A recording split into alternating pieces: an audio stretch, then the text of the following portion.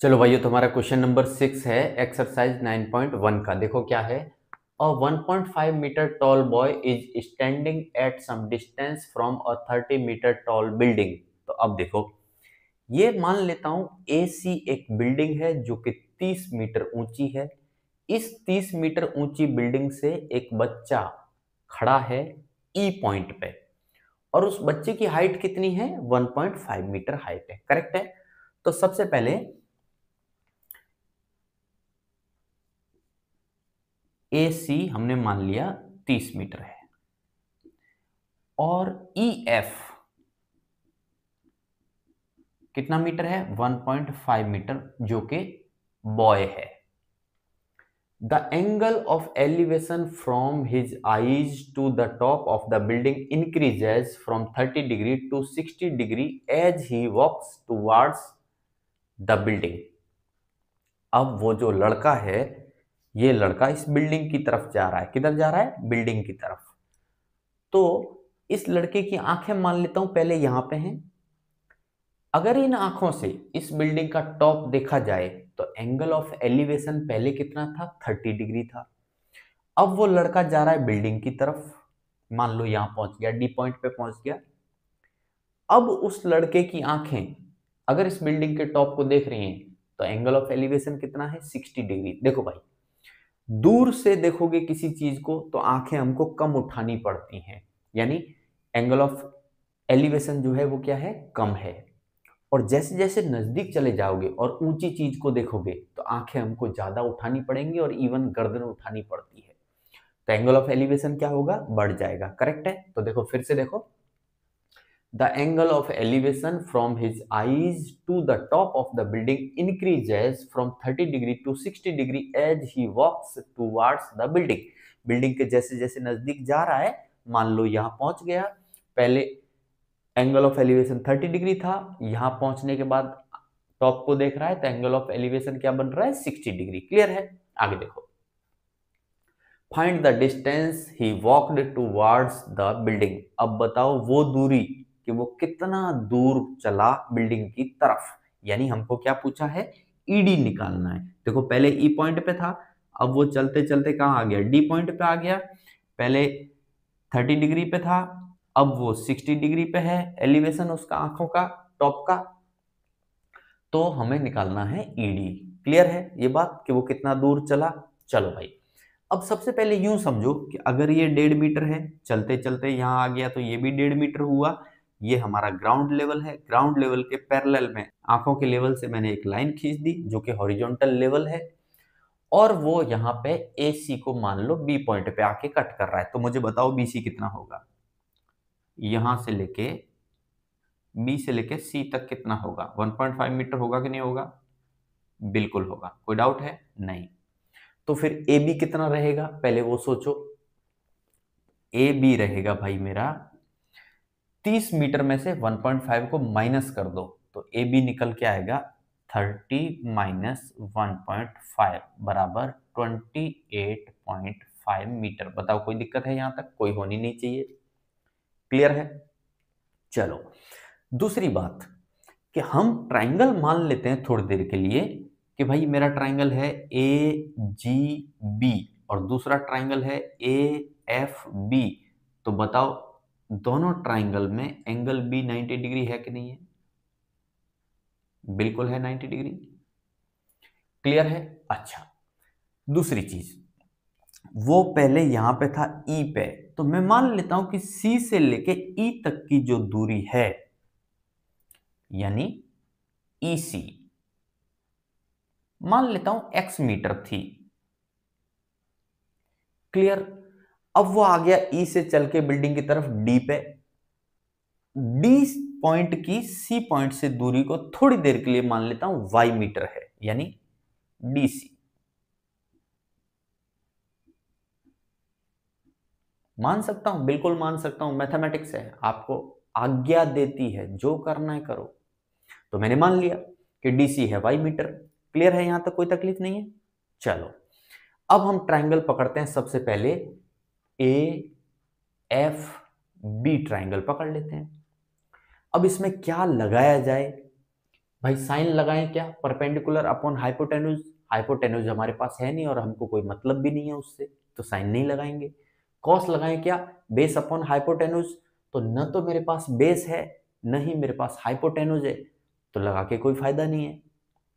Ten लगाएं क्या, perpendicular upon base, yes. कैसे, परपेंडिकुलर हमको पता है और बेस हमने मान लिया, ठीक है, तो हमको फायदा कहां मिलेगा, टेन लगाने में फायदा मिलेगा। तो लगाओ भाई, triangle A F B, A F B, tan 30 degree बराबर क्या होता है भाई, टेन परपेंडिकुलर अपॉन बेस। अब परपेंडिकुलर क्या लोगे, देखो ट्राइंगल ए एफ बी में परपेंडिकुलर क्या रहेगा, ए बी रहेगा, है ना।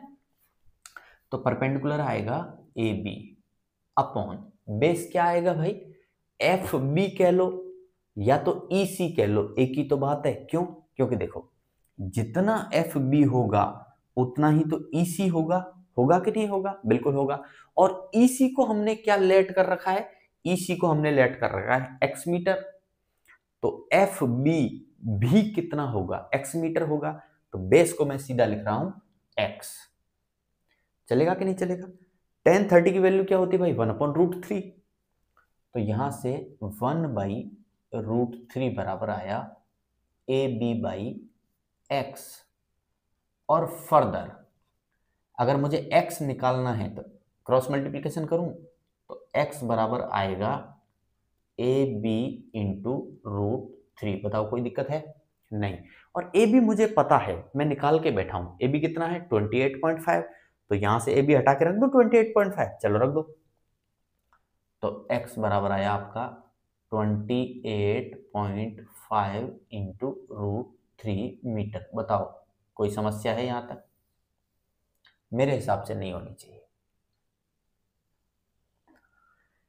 क्लियर है, तो मुझे x पता चल गया है, यानी मुझे ये दूरी पता चल गई एफ बी, या तो कह लो भाई ई सी पता चल गया हमको, कितना है 28.5 इंटू √3 मीटर।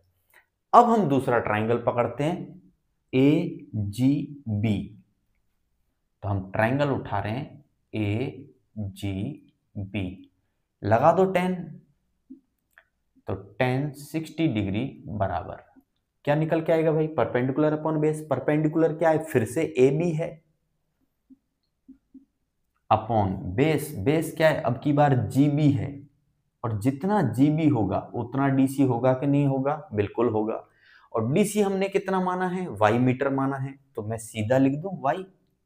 बताओ कोई दिक्कत है, नहीं होनी चाहिए।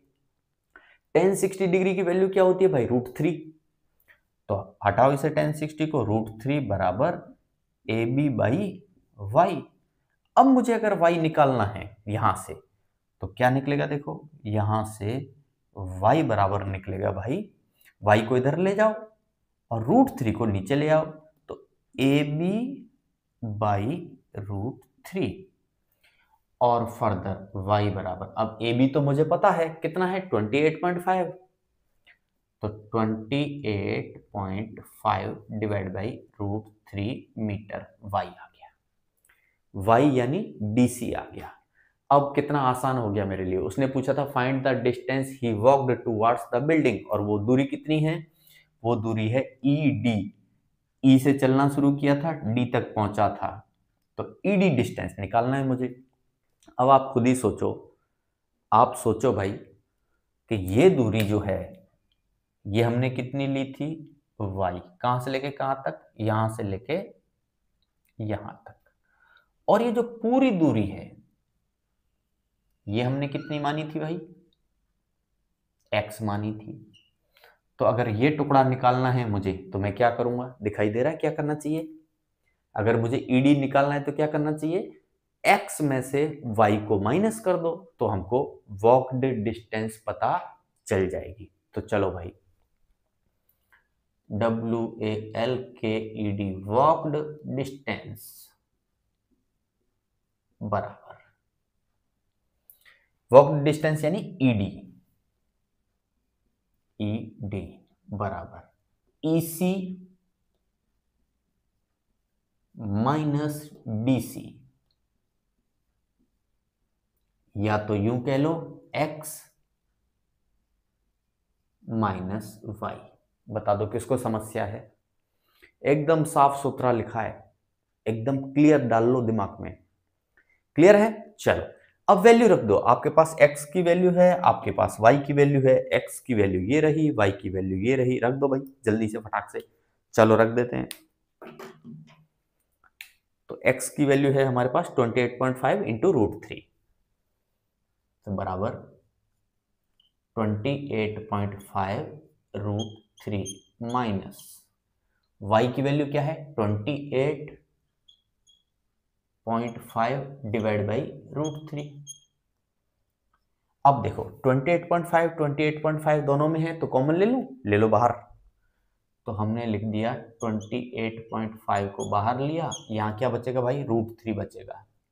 √3 माइनस यहाँ क्या बचेगा, ऊपर बचेगा 1 और नीचे है √3, तो 1/√3। बताओ कोई दिक्कत है? मेरे हिसाब से होनी नहीं चाहिए। अब ये √3 के नीचे 1 लिख दूं, चलेगा, 1 लिख सकते हैं। अब इसका एलसीएम लें अगर हम, तो एलसीएम क्या आएगा √3 आएगा। करेक्ट है? तो चलो भाई एलसीएम ले लो। तो 28.5 इंटू, और एलसीएम आया 1 और √3 का क्या आएगा √3। अब देखो 1 का डिवाइड करोगे √3 में तो √3 टाइम्स, √3 इंटू √3 करोगे तो क्या बनेगा 3 बनेगा। तो यहां आया 3 माइनस, माइनस था तो माइनस लगा दिया। √3 का √3 में डिवीजन करोगे तो 1 टाइम, 1 इंटू 1 करोगे तो क्या आएगा 1 ही आएगा भाई। बताओ कोई दिक्कत है यहां तक? नहीं होनी चाहिए। अब 3 माइनस 1 क्या होता है भाई 2 होता है। क्या होता है 2, और नीचे क्या आएगा √3। तो ये बनेगा फर्दर, मैं यहां सॉल्व कर देता हूं।